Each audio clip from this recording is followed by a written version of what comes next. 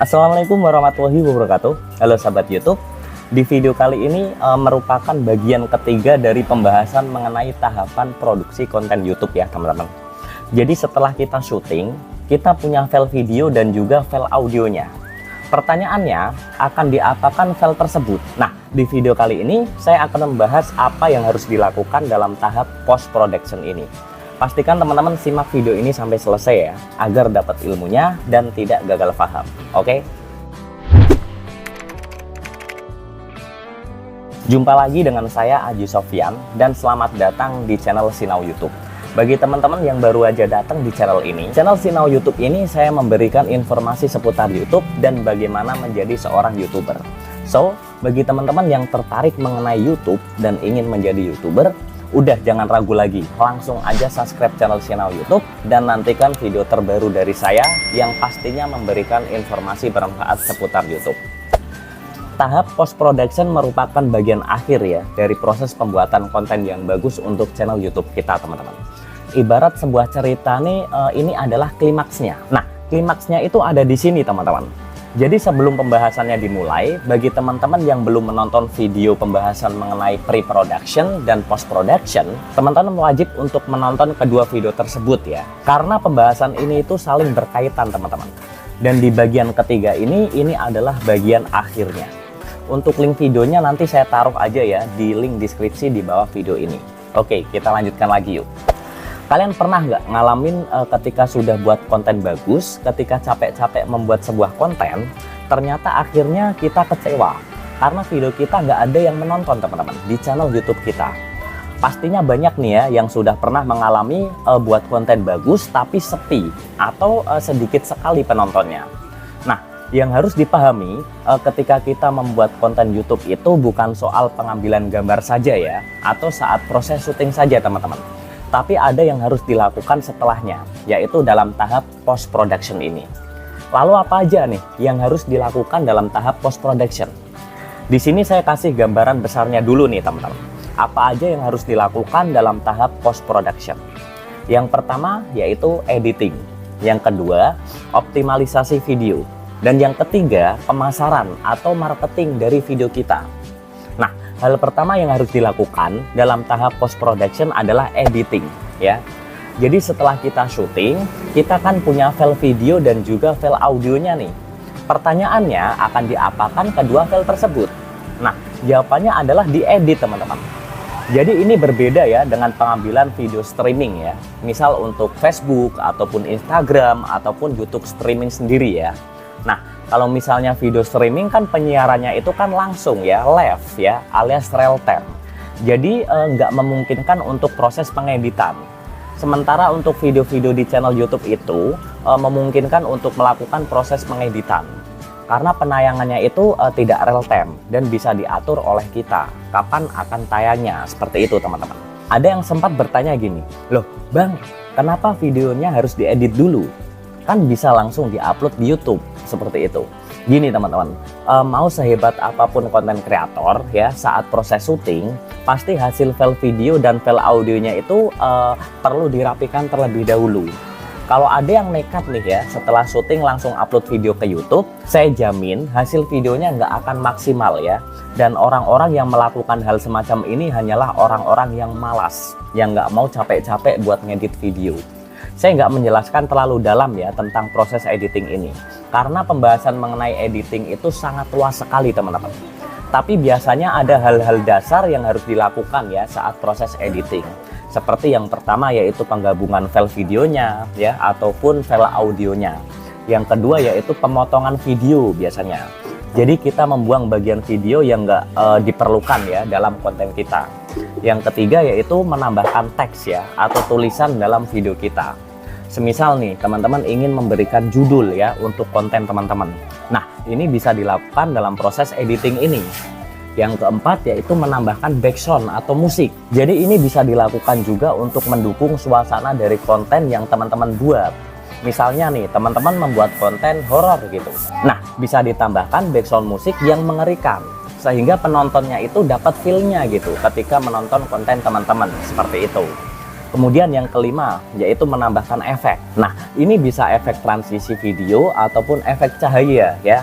Banyak lagi efek-efek lain yang bisa ditambahkan dalam proses editing ini, teman-teman. Untuk proses edit video, ini saya sarankan buat teman-teman itu minimal menguasai satu software editing video ya. Apa aja? Mau KineMaster, CapCut, atau software lainnya. Saya sudah pernah bagikan juga ya cara edit video di KineMaster dari dasar-dasarnya, teman-teman. Yang mau belajar silahkan bisa dicari ya nanti di playlist, ada kok. Jadi yang penting teman-teman itu menguasai penggunaan software tersebut. Syukur-syukur nih kalau misalnya teman-teman itu punya anggaran atau duit buat membayar editor video profesional, ini sangat membantu sekali karena proses editingnya itu sangat cepat dan itu bisa dilakukan oleh orang yang mengerti penggunaan software editing video. Semisal teman-teman mau belajar ya nggak masalah, tapi mungkin memerlukan waktu yang lebih lama ya untuk memahami penggunaan software editing video tersebut. Kemudian hal kedua yang harus dilakukan nih dalam tahap post production, optimalisasi video. Jadi ketika video itu selesai diedit dan diunggah ke YouTube, nah saat proses mengunggah ke YouTube ini kan kita akan menjumpai halaman YouTube yang berisi form ya, form yang harus kita isi mengenai informasi konten yang kita unggah ke YouTube. Nah, biasanya YouTuber pemula itu sangat malas mengisinya. Mereka hanya mengisi kolom judul dan kolom deskripsinya. Karena ini wajib diisi, nggak boleh dikosongkan. Dan kata-katanya sendiri pun biasanya tuh masih asal-asalan, nggak melalui riset kata kunci dulu. Oleh karena itu, penting dipahami ya teman-teman, bahwa mengisi form informasi mengenai konten yang kita unggah ke YouTube itu, ini merupakan bentuk optimalisasi video. Harus diingat ya, bahwa YouTube itu membaca video dari channel kita berdasarkan algoritma ya. Oleh karena itu, ketika kita mengisi form informasi ya secara lengkap mengenai video yang kita unggah ke YouTube, maka YouTube akan lebih mudah membaca video kita karena sudah terbaca oleh YouTube, seperti itu. Makanya YouTube bisa memberikan rekomendasi atau suggested ya ketika ada penonton yang mencari video dengan kata kunci yang berkaitan dengan video kita. Semisalnya video kita sudah muncul di halaman pertama ya, halaman pertama beranda pencarian. Pastinya akan lebih banyak penonton yang datang ke video kita, teman-teman. Lalu apa aja yang harus dilakukan untuk optimalisasi video di YouTube? Yang pertama yaitu optimasi kata kunci atau tag ya. Jadi semisal teman-teman itu ingin memberikan judul, buatlah judul yang menarik ya. Tidak perlu terlalu panjang, tapi bisa membuat orang itu penasaran. Kemudian yang kedua, deskripsi video. Nah, ini jangan sampai dikosongkan ya, diisi dengan informasi dan kata kunci yang berkaitan dengan video kita. Untuk judul dan fungsi video ini, teman-teman bisa menggunakan tool analisis ya, untuk mencari kata kunci yang paling banyak dicari di YouTube. Kemudian yang sering dikosongkan nih, yaitu tag video, teman-teman. Tag video ini jangan sampai dikosongkan, walaupun sekarang tidak begitu berpengaruh ya, tidak seperti dulu. Tapi silahkan diisi, gunakan semaksimal mungkin ya, yaitu sampai 500 karakter. Pilih tag video yang memang merupakan kata kunci yang banyak dicari oleh orang. Kemudian saat ini di YouTube itu ada fasilitas untuk menambahkan subtitle, teman-teman. Nah, pasti fasilitas itu sangat membantu ya. Jadi bagi teman-teman yang membuat video, misalnya volume suaranya itu kurang terdengar, itu bisa dibantu dengan adanya subtitle ini. Apalagi jika teman-teman membuat video target penontonnya itu dari orang luar Indonesia ataupun orang luar negeri. Subtitle ini sangat penting sekali. Kalian bisa menambahkan subtitle misalnya dalam bahasa Inggris ya, bahasa Jepang dan bahasa lainnya. Banyak banget bahasanya di situ, teman-teman. Kemudian yang kedua, optimasi internal link. Semisal nih, kalian sudah punya beberapa video. Alangkah baiknya video tersebut saling tersambung ya dalam channel YouTube kita. Jadi misalnya kita itu mempunyai sekian puluh video gitu dengan subtema yang berbeda-beda. Nah, karena sudah ada perbedaan tema ya, maka sebaiknya dibuatkan playlist. Jadi playlist ini akan membantu penonton itu untuk menonton video berdasarkan kategori yang mereka inginkan. Kemudian saat proses penguploadan video di YouTube itu penting juga untuk menambahkan yang namanya end screen ya. Jadi ketika proses editing, kita siapkan nih di akhir video itu 10 atau 15 detik ya untuk menambahkan end screen ya saat proses upload ke YouTube. Di end screen ini bisa ditambahkan tombol subscribe dan juga link ke video kita dari channel YouTube kita, seperti itu. Kemudian nih, dalam optimasi internal link ini, kita juga bisa memasukkan yang namanya cut, teman-teman.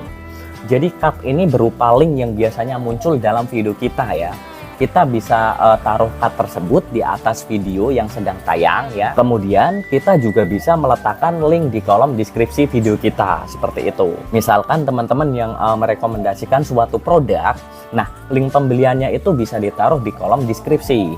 Jadi optimalisasi internal link ini berguna ya untuk menghubungkan satu video dengan video yang lainnya, sehingga penonton itu akan betah ya untuk menonton video-video di channel kita karena saling berkaitan dan saling tersambung gitu, seperti itu.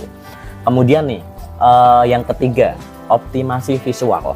Kebanyakan orang itu hanya menilai dari tampilan muka ya, atau dari cover saja ya teman-teman. Oleh karena itu sangat penting men-setting tampilan visual channel YouTube kita dan video kita jadi semenarik mungkin.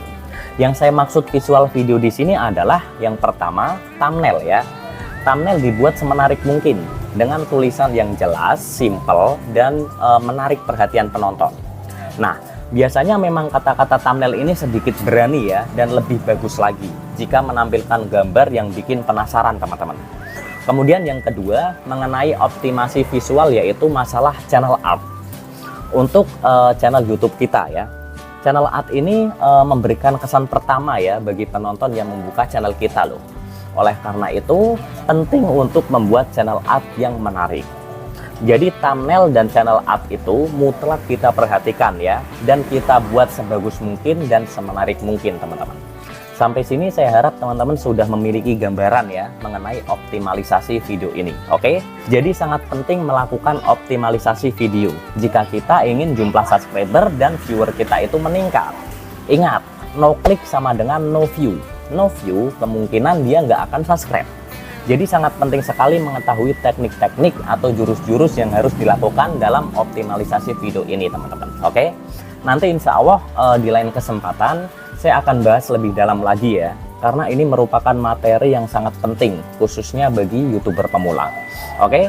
Hal ketiga yang perlu dilakukan dalam tahap post production, marketing atau pemasaran. Nah, sama seperti menjual sebuah produk, video kita itu juga perlu untuk dipasarkan teman-teman, agar jangkauan penonton dari video kita itu semakin luas ya, dan jumlah penonton video kita pastinya semakin banyak. Nah, ada beberapa cara yang dapat dilakukan untuk memasarkan video kita. Yang pertama yaitu share atau membagikan link video kita ke media sosial ya yang kita miliki, seperti misalnya Facebook, Instagram, ataupun Twitter. Atau kita bisa membagikan link video kita ke aplikasi pertukaran pesan ya, seperti WhatsApp gitu ya, atau Telegram. Dengan melakukan hal ini akan sangat membantu dalam menaikkan jumlah penonton video kita teman-teman. Ya minimal yang nonton video kita itu pertama teman-teman kita lah ya, atau saudara kita sendiri dulu nggak apa-apa ya, itu untuk memancing algoritma YouTube. Kemudian yang kedua, pemasaran berbayar. Jadi kita bisa memasarkan video kita dengan menggunakan salah satu Google AdSense ya. Link video kita itu akan diiklankan bukan hanya di YouTube, tapi juga di website dan aplikasi yang bekerja sama dengan Google AdSense tentunya. Karena ini berbayar, jadi akan ada biayanya teman-teman yang harus dikeluarkan. Besar biayanya biasanya tergantung dari jenis iklan yang kita pilih ya. Oke, jadi itu tadi 3 hal yang harus dilakukan dalam tahap post production ini. Saya ulangin sedikit ya. Yang pertama yaitu editing, yang kedua yaitu optimalisasi video, yang ketiga yaitu marketing atau pemasaran video. Pastinya materi post production ini udah saya ringkas mungkin ya, sesederhana mungkin, dan mungkin nanti di lain kesempatan akan saya bahas satu persatu teman-teman, lebih dalam lagi, agar teman-teman itu memiliki pemahaman dan bisa langsung praktek ya tentang apa yang harus dilakukan dalam tahap post production ini. Video part sebelumnya bisa ditonton di sini ya. Ini yang pertama dan ini yang kedua. Dan video ini adalah video yang terakhir. Semoga bermanfaat ya. Tetap semangat buat sahabat YouTube yang masih berjuang, teruslah belajar dan terapkan, maka kamu akan mendapatkan hasilnya. Sampai jumpa di video selanjutnya. Wassalamualaikum warahmatullahi wabarakatuh.